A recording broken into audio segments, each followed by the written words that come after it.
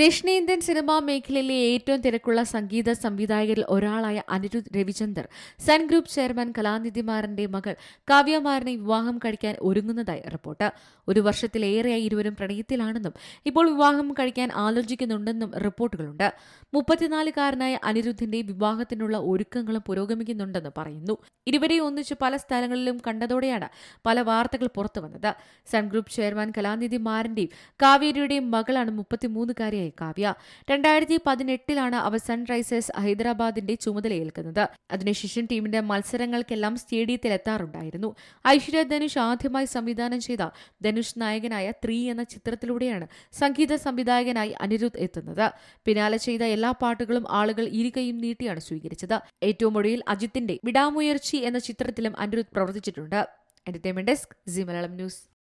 ഏറ്റവും പുതിയ വാർത്തകളും വിശേഷങ്ങളും വിരൽ തുമ്പിലറിയാൻ സി മലയാളം ന്യൂസ് എല്ലാ ഡിജിറ്റൽ പ്ലാറ്റ്ഫോമുകളിലും ലഭ്യം.